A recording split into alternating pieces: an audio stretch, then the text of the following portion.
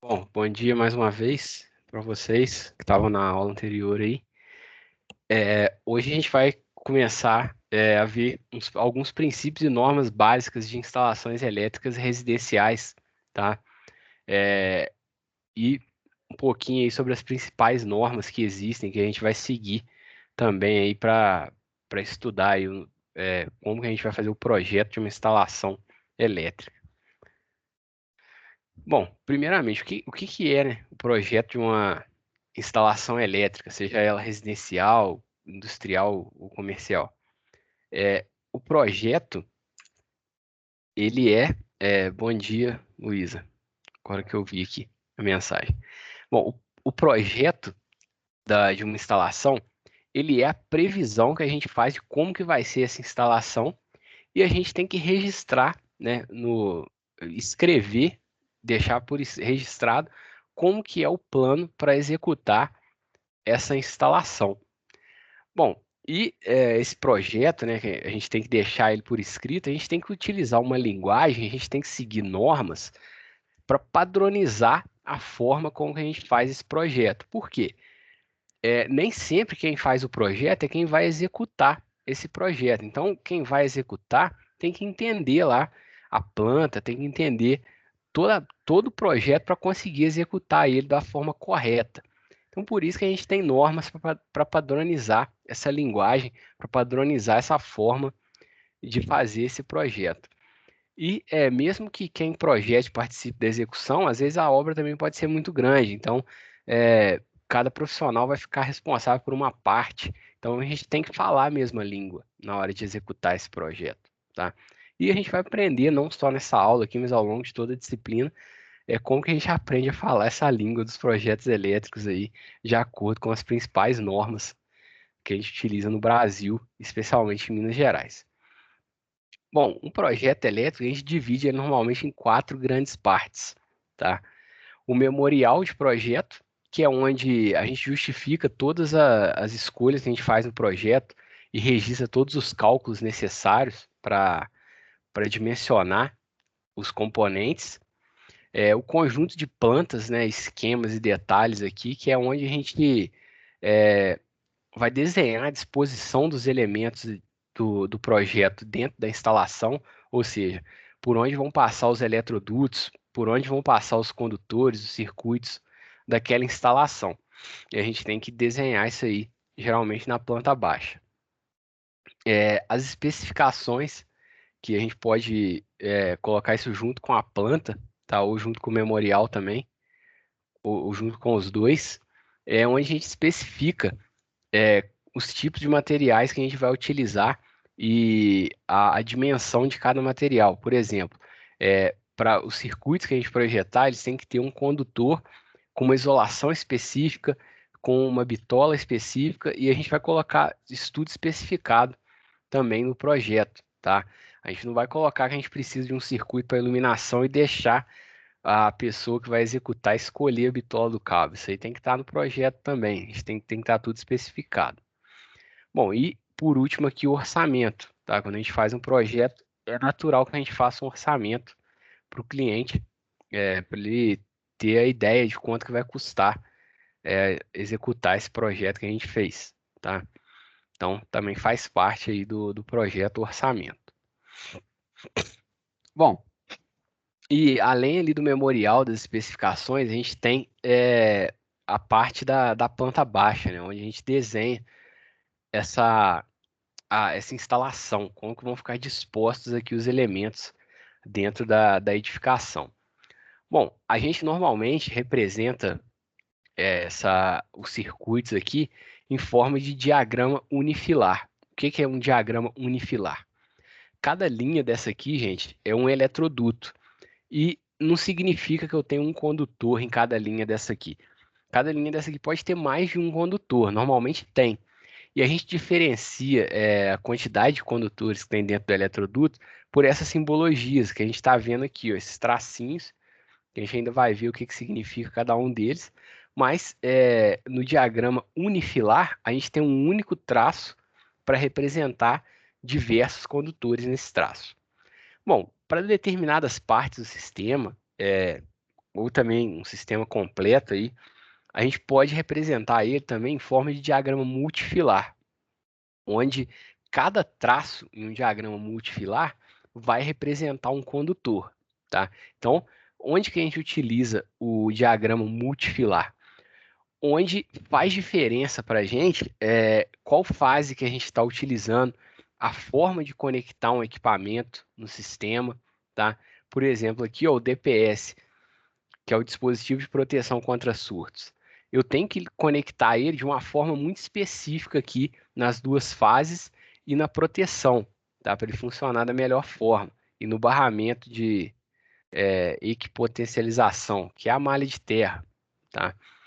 O outro equipamento aqui, o DR, que é o dispositivo diferencial residual, ele também tem uma forma muito específica de eu conectar ele no meu sistema. Eu tenho que conectar ele ou entre duas fases, ou entre uma fase e um neutro, tá? Então, eu tenho uma maneira específica, eu não tenho que conectar ele independente. Eu tenho, às vezes no diagrama unifilar, eu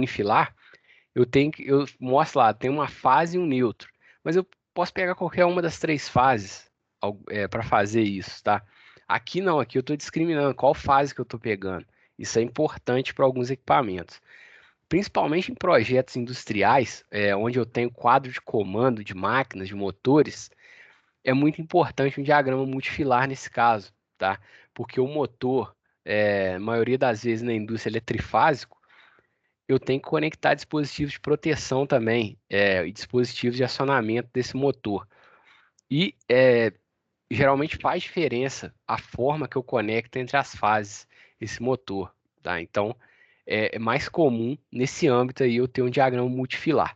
Numa instalação residencial, nem sempre eu vou ter um diagrama multifilar, a não ser para a parte do quadro de distribuição, onde eu tenho meus disjuntores. Mas na instalação em geral, em uma residência, eu consigo representar toda ela pelo diagrama unifilar.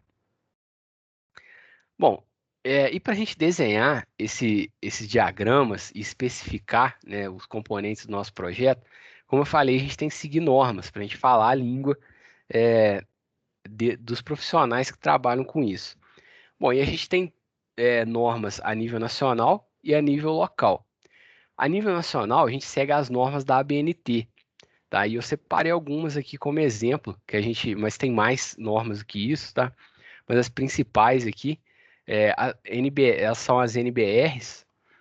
A 5413 vai tratar de iluminação de interiores, né? Ela vai fala dos procedimentos para projetar sistemas de iluminação.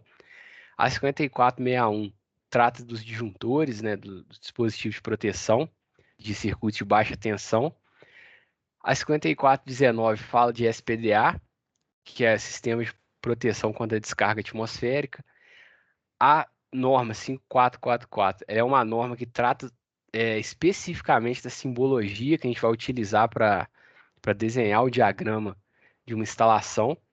E a principal norma que a gente vai trabalhar com ela, vai seguir, que é uma norma que todo o Brasil segue ele, independente da concessionária local, é a NBR 5410, que trata de instalações elétricas de baixa tensão.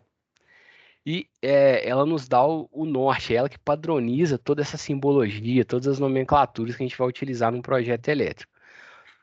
Essa norma serve para instalações de baixa tensão. E para quantificar isso aí, seria o quê? Em corrente alternada, instalações abaixo de 1000 volts, tá? Com frequência abaixo de 400 Hz. E se for uma instalação em corrente contínua, abaixo de 1500 volts também ela é aplicada, essa NBR 5410. Bom, e as instalações residenciais que a gente vai ver se encaixam exatamente aqui. Por quê?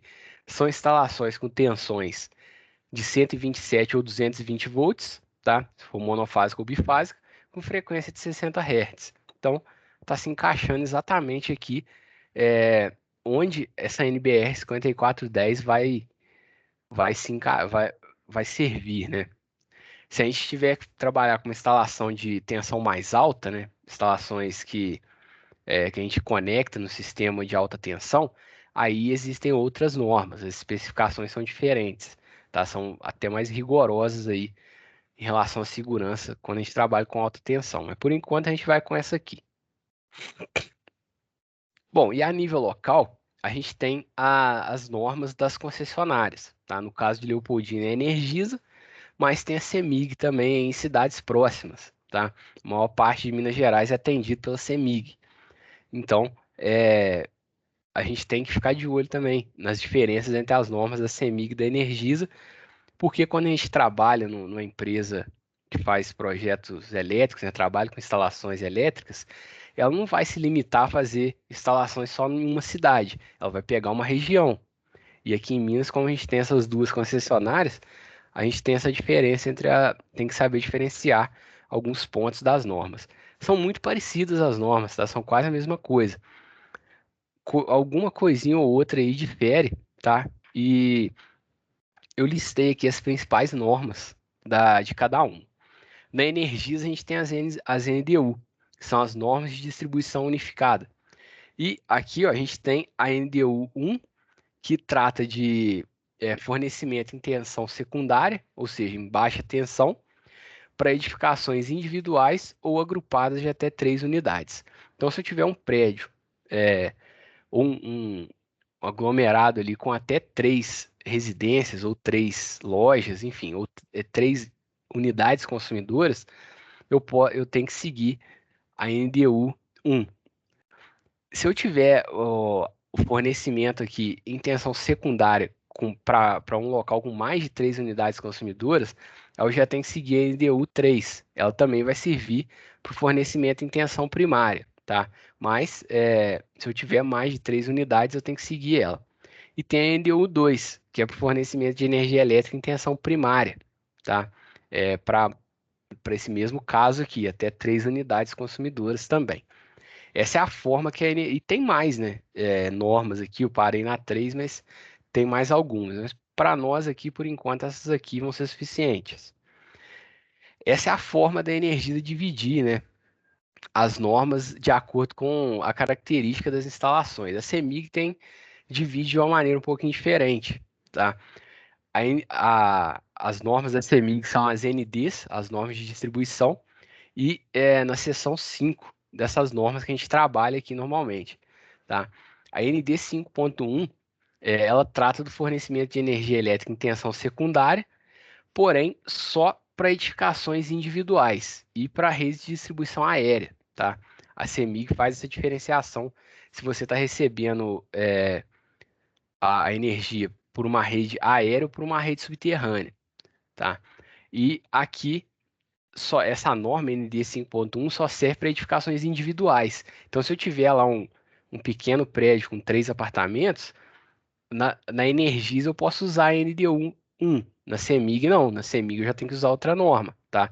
A ND 5.1 serve. Então, isso é uma coisa aí que já diferencia as duas.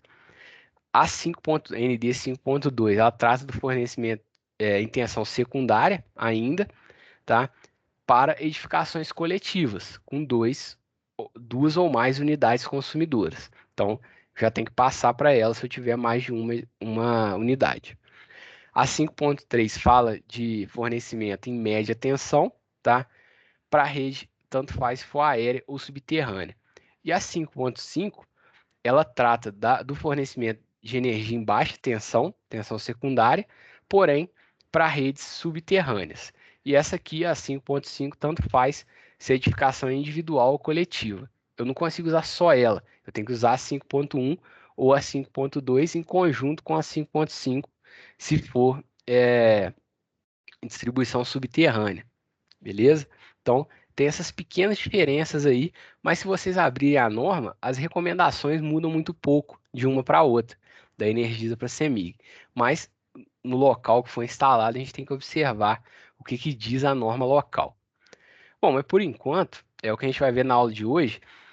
A gente ainda vai ver algumas normas básicas que estão na ABNT, nas normas, em 2 normas da ABNT, tá, que são a nível nacional.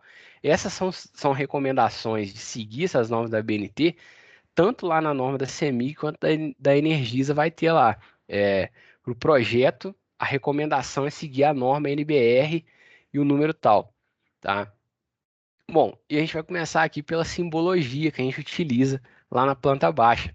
Essa simbologia, a gente tem a NBR 5444. Essa norma ela foi cancelada pela BNT, porém a BNT não colocou nenhuma no lugar. Então, as pessoas, quem trabalha com isso, continua seguindo muitas vezes essa norma, tá? Por não ter outra no lugar.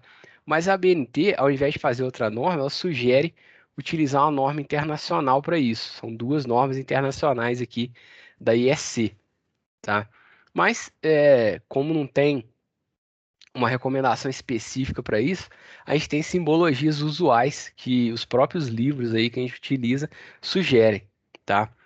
Na 5444, na norma da BNT, a gente tem algumas coisas que a gente mantém e outras a gente muda, tá? E tem aqui tabelas aqui, essa aqui eu peguei do livro, que tem duas colunas, tá? Tem a simbologia da norma, da NBR, e tem a simbologia usual, para a gente ver o que muda de uma para outra. Quando a gente representa um eletroduto, tá, passando no teto ou na parede, a gente representa por um traço sólido. Na norma, está falando para indicar a bitola do eletroduto, mas a gente não precisa indicar a bitola do eletroduto, ela vai ficar lá nas especificações, tá? Então, não tem necessidade de ficar indicando no diagrama, para não poluir tanto visualmente esse diagrama. Se o eletroduto estiver passando no chão, a gente tem que diferenciar ele, a gente coloca a linha tracejada. Por quê? A gente olhando ali no diagrama, não tem como na planta baixa a gente ver se está passando no teto ou no chão. Então a gente faz a diferença do traço aqui, para a gente saber que está passando no chão, vai ser tracejado. Bom, aí tem duto de telefone aqui, que hoje em dia é duto de comunicação, né? Não é só telefone, é internet, então, televisão a cabo, então serve para isso tudo. Os dutos são separados. A gente não passa o circuito de TV, o circuito de internet no mesmo duto da instalação elétrica. E a gente representa ele por traço ponto. Se for representado, tá? Nem sempre ele é representado aí na instalação elétrica, na instalação da casa. Às vezes a gente está preocupado só com a parte elétrica mesmo. O duto de campainha aqui, ele tinha diferenciação, mas não tem necessidade. A campainha vai passar por um duto igual o da instalação elétrica, não faz diferença nenhuma. E a gente tem simbologia aqui dos cabos condutores que estão passando dentro dos eletrodutos. Quando eu estou passando um cabo de fase, é um traço. O cabo neutro é um traço com um risquinho em cima. O retorno, tá? A gente vai entender melhor o que é um retorno aqui para frente. Ele é um meio traço, tá? Ele só fica da metade para cima ou da metade para baixo também, dependendo de onde estiver o eletroduto. Condutor de proteção ou terra, ele vai ser esse T. Ele muda aqui da norma para o usual, mas muda um traço aqui que não faz diferença nenhuma, né? Se continuar o traço aqui. A gente tem as setinhas aqui, né? Quando a gente quer desenhar um trecho da instalação, a gente não quer, a gente quer representar um quarto, a gente vai colocar a setinha onde está começando, né? A seta entrando no eletroduto e onde está terminando aqui, onde a seta está saindo. A gente vai ver exemplos desse aqui.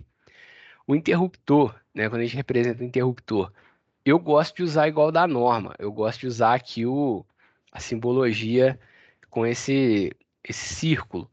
E se o interruptor é de uma ou duas ou três seções, a gente faz aqui a diferenciação. Se for three-way, se for four-way, né, quando a gente tem dois interruptores para a mesma lâmpada, a gente consegue fazer essa diferenciação melhor aqui. Tem outras simbologias aqui que são mais recorrentes aí nos sistemas industriais, né? Que são fusíveis, disjuntores, relé. Isso aqui é mais recorrente no sistema industrial. Na residência a gente não tem isso aqui. Tem o disjuntor, né? Mas não tem isso tudo aqui. Lâmpada fluorescente. Eu não represento assim. Eu prefiro representar como se fosse uma lâmpada incandescente, que é só um círculo, tá? Porque isso aí o cliente vai mudar com o tempo, isso aí não é uma coisa fixa, isso é uma coisa que pode mudar. Ele quer colocar uma luminária nova lá depois, enfim, não faz diferença o tipo da lâmpada. Tomada, a gente representa tomada com esse triângulozinho aqui. Se for um triângulo vazio, é uma tomada de luz baixa, tá a 30 centímetros do piso. Se for um triângulo com metade dele colorido, metade dele cheio, é uma tomada de luz média, tá a 1,30 m do piso. E tem outras aqui, ó, se for tomada no piso, tá em ambiente industrial também é comum a gente ter tomada no piso, na casa da gente não. Mas aí tem esse símbolo diferente aqui. Se for tomada trifásica, é redondinho aqui. Tomada cheia aqui é tomada de telefone. Enfim, tem várias simbologias aqui para cada elemento, tá? Chamar atenção aqui para da lâmpada. É só um círculo aqui e a gente pode colocar as especificações junto com elas. Se for uma lâmpada na parede, né, que é muito comum na varanda, em parte externa, a gente puxa aqui, tem que colocar um risquinho aqui conectando a lâmpada na parede, tá? E outros símbolos aí também. Esses aqui da direita são mais para instalações industriais. Bom, quando a gente representa uma lâmpada lá na planta, normalmente a gente coloca informações junto dessa lâmpada, que são informações importantes para a gente. Bom, a primeira delas é qual circuito que está alimentando essa lâmpada. A gente numera os nossos circuitos. Um circuito, gente, são todas as cargas alimentadas pelo circuito que sai do mesmo disjuntor, lá do quadro de distribuição. Então, cada circuito vai ter um disjuntor específico para ele e vai alimentar determinadas cargas. A gente vai falar sobre a divisão de circuitos aqui, mas circuito de iluminação, circuito de tomada, eu posso dividir as partes da casa, isso aí fica a critério do projetista. Mas é importante a gente indicar em qual circuito que a lâmpada está conectada. O ponto de comando, a gente indica também aqui por uma letra qual ponto de comando que está acionando a lâmpada, ou quais pontos de comando. Por quê? A gente vai desenhar um interruptor também, que ele vai ter esse mesmo nome aqui, para a gente entender que ele está acionando aquela lâmpada. E também, ó, o número de lâmpadas, tá? Porque a gente pode conectar uma luminária aqui, um lustre, com mais de uma lâmpada. E a gente coloca aqui o número de lâmpadas e a potência de cada uma, tá? 100 watts aqui, por exemplo. Se for lâmpada na parede, mesma coisa. Só que a gente vai puxar ela da parede aqui para a gente entender que ela está na parede e não no teto próximo à parede, tá? Mas mesma coisa aqui, a ideia da nomenclatura. Bom, o interruptor, como eu falei, a gente tem que colocar o nome do interruptor para a gente saber qual lâmpada que ele está acionando. Se for um interruptor de uma seção, vai ser um círculo com o nome da lâmpada que ele está acionando. Se for duas seções, eu vou colocar um risquinho no meio e colocar o nome das duas lâmpadas que eu estou acionando nesse interruptor. Se for três seções, eu vou fazer o símbolo do Olodum aqui, o símbolo da paz, e vou colocar aqui o nome dos pontos das lâmpadas que esses três interruptores estão acionando. Se for um interruptor three-way, interruptor paralelo, ou seja, é quando eu tenho dois interruptores para acionar a mesma lâmpada, eu vou colocar o círculo cheio aqui, eu vou preencher ele para eu entender que isso aqui é um three-way. E eu vou ter outro em algum outro lugar na minha instalação também, cheio com esse mesmo nome, para eu entender que os dois servem para a mesma lâmpada, certo? Vou ver quantas horas, 11h30. Tá. Bom, coisa muito importante aqui é a cor dos cabos que a gente usa. São duas regras básicas, fáceis da gente lembrar. A primeira delas é que o neutro tem que ser azul claro. E a segunda é que o cabo de proteção ele tem que ser verde e amarelo, igual está na figura, ou verde. São as únicas duas regras, tá? Os cabos de fase de retorno pode ser da cor que vocês quiserem. Não tem especificação para isso. Mas o neutro tem que ser azul claro e a proteção tem que ser verde, amarela ou verde. Isso é importantíssimo para depois, se você vai dar manutenção, se você vai mudar alguma coisa na instalação, instalar algum equipamento, por exemplo, ventilador de teto, é importante você saber qual que é o neutro, tá? E qual que é a proteção, para você não fazer nenhuma conexão errada ali. Facilita muito a vida e não ter que ficar medindo o que que é fase, o retorno. Às vezes você pode achar que ele pode estar energizado ou não, mas enfim, é importante a gente saber qual que é o neutro. Quando a gente começa o projeto, antes da gente desenhar a planta, antes da gente decidir outras coisas, a primeira coisa que a gente tem que fazer é a previsão de carga desse projeto, para a gente saber qual que vai ser a potência total instalada na nossa residência ou no nosso comércio, enfim, que a gente está projetando, na unidade que a gente está projetando. Bom, e a gente tem duas formas de fazer isso. A gente tem como fazer o levantamento de cargas, né? Pensando as cargas que vão estar conectadas na casa, né? Quais que são os aparelhos. E, bom, a gente tem tabelas aí com potência nominal desses aparelhos, a gente pode ir somando a potência de cada um deles para determinar a demanda da casa, tá? Ou do comércio, enfim, que for. Essa tabela aqui está pequenininha, né? Eu peguei do livro, mas nas normas da Energisa e da CEMIG, a gente tem tabelas bem amplas, com aparelhos aqui, que se a gente não souber a potência do aparelho, a gente pode jogar essa potência aqui, essa referência da tabela para a gente fazer o levantamento de cargas. Normalmente a gente faz, eu falei que tem dois métodos, né? Quando a gente conhece aqui as cargas ou quando a gente não conhece. Normalmente a gente faz os dois métodos, né? A gente levanta a carga total da instalação pelos dois métodos e o que der o maior valor a gente usa, só por segurança o maior valor, tá? Mas bom, uma forma é a gente prever aqui quais os aparelhos que a gente vai conectar na casa. Mas nem sempre a gente pode prever, né? Até porque sempre vai surgir um aparelho novo para a gente conectar na tomada. Bom, e com isso a gente pode fazer uma previsão de carga separando aqui a iluminação e as tomadas. Bom, para prever a iluminação, se a gente não tiver o projeto luminotécnico pronto, a gente pode prever seguindo aqui o que fala a NBR 5410, tá? Ela fala o seguinte para a gente: em cada cômodo da unidade residencial ou em acomodações similares, a gente tem que prever pelo menos um ponto de luz fixo no teto com a potência mínima de 100 volt-ampere, 100 VA. No caso aqui das lâmpadas, 100 watts, tá? Não muda, a lâmpada é puramente resistível. Bom, e a gente tem que ter pelo menos um ponto de iluminação no teto. E se a gente quiser ter mais, o que que fala a norma? Nos cômodos ou dependências com área inferior a 6 metros quadrados, a gente tem que ter só um ponto de iluminação de pelo menos 100 VA. Agora, se esse cômodo tiver uma área maior que 6 metros quadrados, a gente vai colocar 100 volt-ampere para os primeiros 6 metros quadrados e a cada 4 metros quadrados que a gente passar desses 6 primeiros, a gente vai colocar mais 60 volt-ampere para cada 4 metros quadrados excedentes. Bom, essa potência de lâmpada, gente, 100 volt-ampere, hoje em dia ela não faz muito sentido. Uma lâmpada de LED, ela costuma ter 9 watts, 15 watts, tá? E uma lâmpada muito potente de LED tem 30 watts. Então, ó, a gente está exagerando demais se a gente considerar a potência de uma lâmpada incandescente hoje em dia, que nem vende mais, né? Então a gente pode usar um fator de.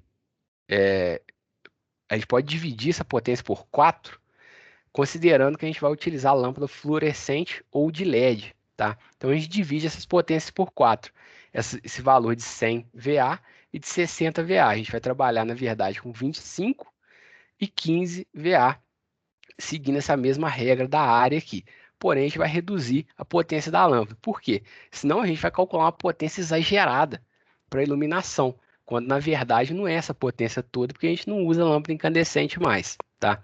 A norma é antiga, quando a norma foi escrita não tinha lâmpada de LED, não tinha lâmpada fluorescente, isso aí foi mudando, essa recomendação que mudou quando vieram as lâmpadas fluorescentes. E quando veio o LED, continuou essa recomendação aí, mas a gente tem que sempre usar o bom senso junto com a norma, tá? A gente tem que, se teve essa evolução tecnológica, a gente tem que usar o bom senso aqui. A gente não pode continuar seguindo a mesma coisa se está mudando, certo? Mesma coisa para outros aparelhos, por exemplo, se a norma escreve com ar-condicionado antigo lá, puxava uma potência, inventaram um ar-condicionado mais eficiente, que gasta muito menos, a gente tem que levar isso em consideração também. É, chuveiro continua gastando bastante, tá? Mas a gente tem que levar isso em consideração também. Sempre usar o bom senso aí e acompanhar o que está evoluindo. Bom, as lâmpadas, a gente consegue fazer essa previsão aí, tá? Mesmo sem saber exatamente as lâmpadas que serão utilizadas, mesmo sem saber exatamente as luminárias, a gente consegue usar aquela recomendação da norma para prever. E as tomadas de uso geral, a gente também tem recomendações na norma, já que a gente não sabe o que vai ser conectado nessas tomadas, tá? E nem o tempo que os aparelhos vão ficar conectados. E o que a norma diz para a gente para previsão de tomada de uso geral? Nos cômodos ou dependências que a gente tem área inferior a 6 metros quadrados, a gente tem que ter pelo menos um ponto de tomada. Se a área for maior que 6 metros quadrados, aí a gente tem que olhar o perímetro desse cômodo. Para cada 5 metros de perímetro, a gente tem que ter uma tomada, tá? Espaçada, e espaçar essas tomadas da forma mais uniforme possível. E tem alguns cômodos mais específicos, né? Em banheiro, a gente tem que ter pelo menos um ponto de tomada junto ao lavatório. Tem que ser uma tomada alta, né? Não pode ser no banheiro, a gente não pode ter tomada baixa. Normalmente a gente coloca essa tomada junto com o interruptor de luz. Nas cozinhas, copas, lavanderias, né, locais desse tipo, onde a gente normalmente tem aparelhos aí que puxam mais potência, né, geladeira, máquina de lavar, enfim, a gente tem uma regrinha mais específica aqui, recomendada pela norma. Tem que ter no mínimo um ponto de tomada para cada 3,5 metros do perímetro, já mudou aqui em relação aos 5, né, que seria num quarto, ou fração do perímetro.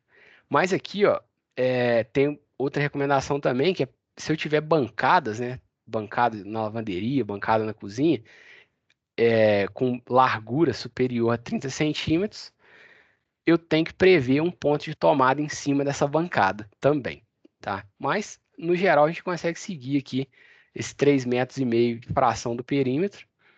É só observar que quando tem bancada, a tomada tem que ser alta. Bom, em garagem, subsolo, porão, escadaria, varanda, a gente tem que ter pelo menos um ponto de tomada nesses locais, tá? A gente pode colocar mais, se a gente quiser, mas o que não pode é deixar de colocar uma tomada nesses lugares.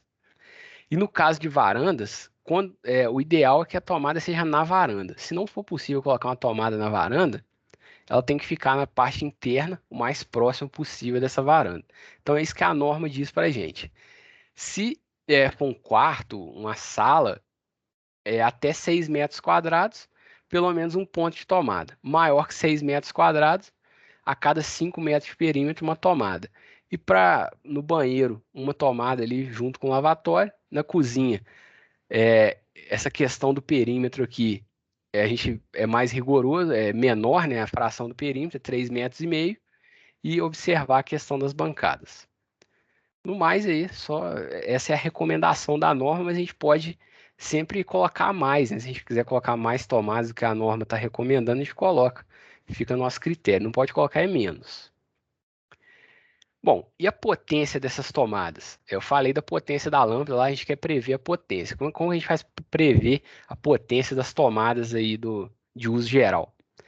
Bom, é, a gente vai prever, de acordo com a recomendação da norma, o seguinte: ó, nos cômodos banheiro, cozinha, copa, lavanderia, os cômodos desse tipo, né, que tem os aparelhos que eu falei que puxam mais potência, a gente vai prever 600 VA por ponto de tomada até 3 tomadas. A partir de 4 tomadas, a gente vai começar a prever 100 volts para as outras. Por exemplo, se eu tiver uma cozinha com 5 tomadas, 3 tomadas vão ser de 600 volt-ampere. Eu vou prever isso para elas. Então, isso dá 1.800 volt-ampere. E as outras duas? São 5 no total, né? E as outras duas? Aí vai ser 100 para cada uma, 200. 1.800 mais 200 dá 2.000 volt-ampere de potência instalada nessa cozinha, tá? É assim que funciona aí, a previsão de potência para essas tomadas. Nos outros cômodos, sala, quarto, escritório, essas coisas, aí a gente vai prever 100 volt-ampere por tomada, tá? Só na cozinha que é mais enjoadinho aí, essa previsão de potência. E quando a gente tem uma tomada de uso específico, aí a gente vai conhecer a potência do aparelho conectado nessa tomada, que é o quê? Normalmente um chuveiro, um ar-condicionado, no caso de um comércio aí, se a gente pensar um comércio, pode ter mais freezer, né? Pode ter sei lá, um fogão elétrico, tá? Aqueles fogões que trabalham com indução. Se for uma pequena indústria, pode ter um motor, um compressor. Então, são tomadas de uso específico. Eu sei o equipamento que vai ser conectado naquela tomada. Então, eu já consigo computar a potência desse equipamento, tá? Por exemplo, um chuveiro. Ah, eu sei, ali vai ter um chuveiro naquela tomada. Não é a tomada que a gente conecta igual. Vai ter ali um ponto, né, para a gente conectar o chuveiro. Ó, duas fases, uma fase e um neutro. a gente sabe a potência do chuveiro. Se a gente não souber, a gente joga lá o que está lá naquela tabela. Normalmente é 5 kW. A única regrinha para tomada de uso específico é que elas têm que estar a no máximo 1,5 m do local previsto para o equipamento, para a gente não ter que ficar esticando uma extensão, tá? Mas bom, normalmente a gente compara esses dois métodos. Ou a gente levanta a carga contando os equipamentos, olhando lá naquela tabela, ou a gente utiliza essas recomendações da norma e soma essas potências de iluminação e de tomadas, tá? E com isso a que for maior é a que a gente vai considerar. E a gente deixa isso registrado lá no projeto, lá no memorial. Bom, isso é a minha recomendação.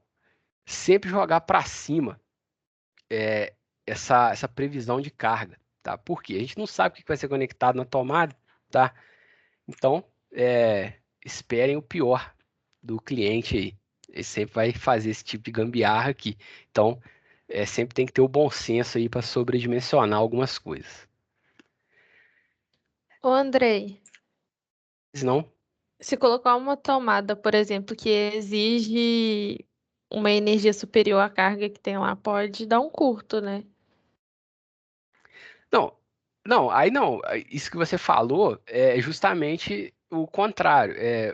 Se você projetar a tomada para aguentar, para conseguir fornecer mais energia do que a carga precisa, você está exagerando no projeto da tomada, mas você vai garantir que ela vai conseguir fornecer aquela energia, entendeu? O que não pode é o contrário, você projetar uma tomada para uma certa potência e você conectar mais carga nela.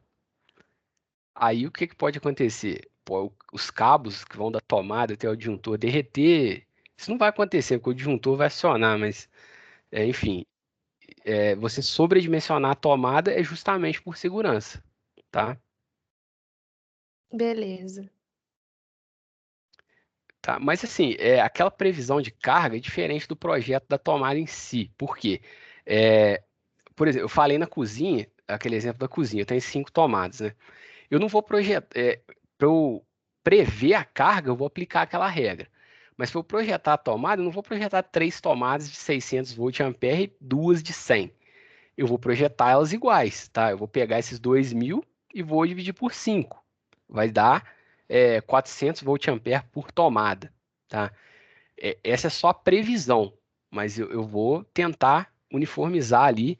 Ou então, por exemplo, se eu sei que eu tenho uma geladeira que que precisa de, eu não sei qual que é a potência de uma geladeira, mas eu vou chutar aqui, é, sei lá, 1 kW a geladeira. Eu vou projetar tomadas na cozinha para aguentar fornecer 1 kW, porque eu não sei onde é que a geladeira vai ficar na cozinha, né? Então, eu tenho que projetar todas, né? Geralmente eu pego o pior caso aí, o maior equipamento e projeto para ele. Tudo bem?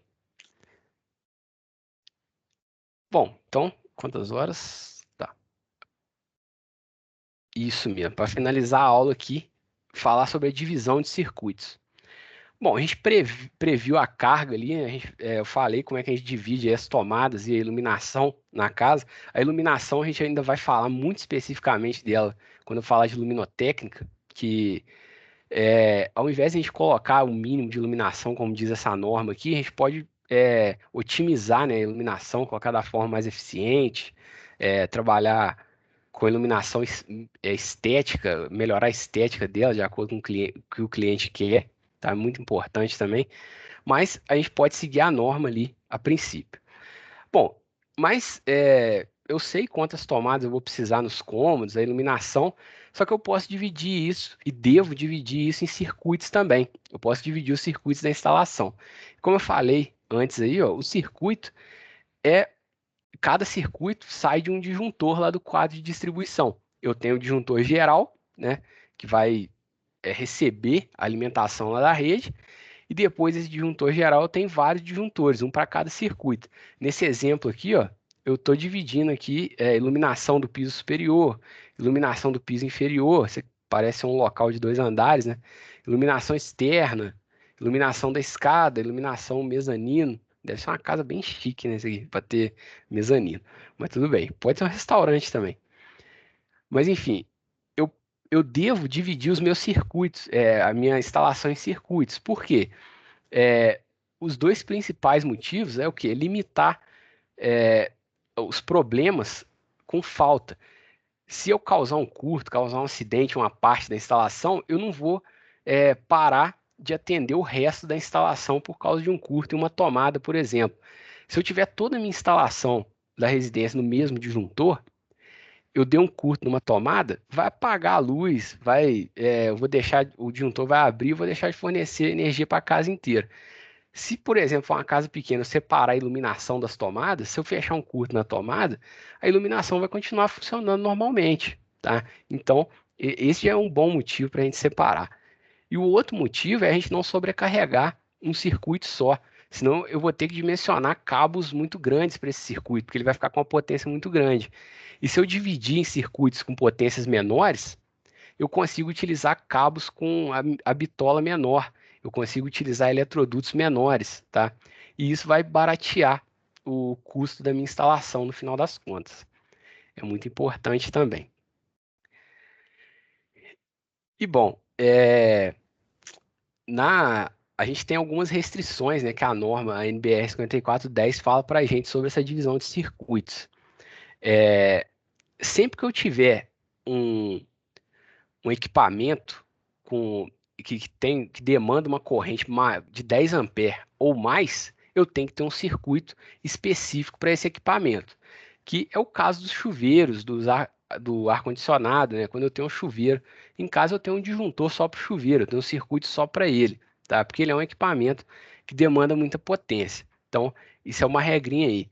É, Circuito de iluminação e tomada, eles devem ser separados, né? Eu falei aqui, né, eu já dei o exemplo aqui, e a norma fala para a gente separar justamente, não é uma questão só da gente querer, né? A norma está falando já para a gente separar a iluminação de tomada. Antigamente o pessoal não separava, não, mas a norma mudou aí e sugere isso. Cada circuito tem que ter o próprio condutor neutro, tá? Tem gente que quer usar o mesmo neutro para todos os circuitos para economizar, mas isso aí não pode, tá? Porque se eu tiver mais de uma fase fornecida pela concessionária, eu vou dividir os circuitos pelas fases de forma a equilibrar a potência demandada em cada fase. E se eu utilizar o mesmo neutro para todas, eu posso causar desequilíbrio aí nessas fases, pode ser prejudicial para mim. É, já o circuito de proteção, o terra, eu posso usar o mesmo terra para todos os circuitos, não tem problema nenhum. Ele pode ser comum. Bom, e uma última recomendação aqui, que circuito de iluminação está instalado em área com piso molhado, né, em algumas instalações industriais, tem que ter o condutor de proteção, tá? Numa residência onde eu tenho iluminação só no teto, geralmente eu não coloco condutor de proteção para iluminação, não. É só fase neutro ou duas fases se for iluminação bifásica. Mas se eu colocar uma iluminação próxima de piscina, ou numa indústria que eu trabalho com líquido, né, que o chão fica molhado e tal, eu preciso do terra, do condutor de proteção na iluminação também. E bom, no mais aí, o projetista vai dividir o circuito da melhor maneira, da maneira que ele achar mais viável, tá? Nesse exemplo aqui, ó, tem dois circuitos de iluminação, dois circuitos de tomada, um chuveiro, disjuntor geral. E o DPS aqui, que é um dispositivo de proteção contra surtos. A gente vai ver melhor sobre ele mais para frente na matéria. Mas enfim, essa divisão aqui depende do tamanho da casa, do lugar, sabe? Isso aí vai do bom senso aí, tá? Mas tem só essas regrinhas básicas para seguir. E se vocês fizerem um quadro de distribuição, fizerem uma instalação, eu já coloco o cartão de vocês aqui, ó, do lado lá do quadro de disjuntor para deixar o contato e torce para ele dar problema, que aí você vai voltar lá para dar uma manutenção e ganhar mais um dinheirinho, certo? Então, a aula de hoje é até aqui, pessoal. Alguma dúvida? Alguém gostaria de perguntar alguma coisa?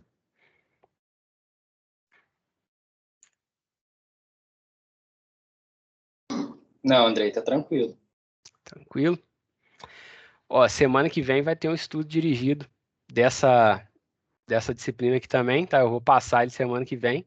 Vocês vão ter uma semana para fazer, Beleza? Beleza. Andrei.